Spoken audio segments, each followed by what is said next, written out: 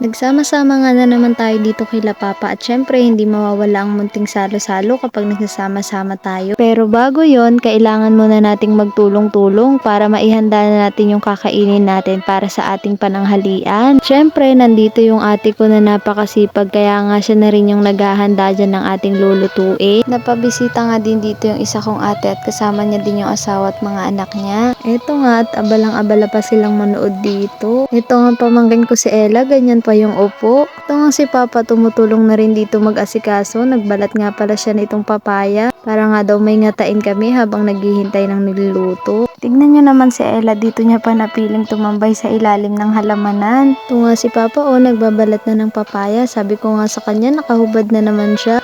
Pero sabi niya sa akin, sabihin ko daw kasi kung magbablog ako para daw makapag t-shirt siya. Ito nga pamangkin ko, sarap na sarap sa papaya. Tignan nyo naman yung bunso kong kapatid kay Papang, pogi-pogi. Ito namang tatlo dito abalang-abala sa pagpupogs. Bibihira na nga yung mga batang naglalaro niyan dito. Paano ba naman kasi malapit na yata tayong lamunin ng gadgets? Ito nga si Faith dyan, nangangarap din yatang magkaroon ng motor. Tignan nyo naman si Papa, tamang kain lang ng malutong na papaya. Habang abala naman tong ate ko sa paggayat ng hilaw na papaya, medyo gutom na nga ako dyan kasi mag-aalauna na yata yan. Kaya tumulong na rin ako para mapadali ang gawain. Itong araw nga na to ay linggo at kakagaling lang namin sa simbahan. Dito na nga kami dumiretso kila Papa kasi sabi niya nga gusto niya kaming makasama mananghalian. Tignan nyo naman, talagang nagtutulong-tulong kami dyan para mapadali ang gawain kasi nga lahat kami gutom na. Lampas alas 12 na nga din kasi kami nung nakauwi galing sa simbahan. Ito nga at nagpaapoy na ako dito para mamaya isasalang na lang nung ate ko yung kawali. Tignan nyo naman, medyo nahirapan pa ako dyan magpaapoy kasi nga itong usok hindi nakikisama.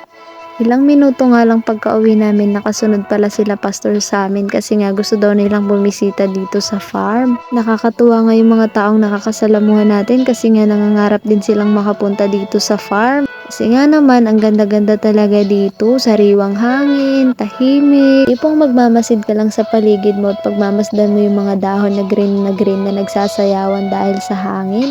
Nakakagaan talaga ng pakiramdam yun at nakakabawas ng lungkot. Ito ang si tita, tamang luto lang din ng sinigang dito. Ang saya-saya niya pa. Dito naman sila Papa ay tamang kwentuhan lang din sila nila Pastor Joseph habang kumakain ng papaya. Sarap na sarap nga sila sa papaya na malutong tapos sasawsaw mo sa suka na may sili. Ito nga si Pastor Eric, nakakatuwa talaga siya kasi nga itong mga bata talaga yung kinakausap niya. Ang ate ko tamang gisa na lang din dito ng papayang hilaw para sa dinuguan. Natatawa nga kami dyan kasi nga biglang dating sila Pastor nang hindi namin inaasahan.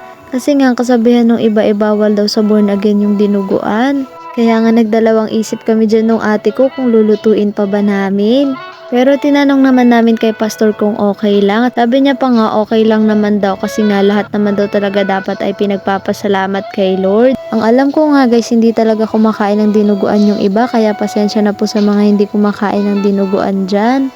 Eto nga at pagtapos naming magluto ay naghugas naman itong si tita at ate ko ng makakainan namin. Pagtapos nga nilang maghugas dyan ay nag-ahin na rin tayo dito para makakain na rin tayo. Tara, saluhan nyo kami. Tignan nyo naman yung kaldero nating maiitim, hindi natin kinakahiyang iharap sa mga bisita natin. Yan kasi ang may ibigay naming halimbawa sa inyo na hindi nyo kailangan ikahiya ang buhay na meron kayo.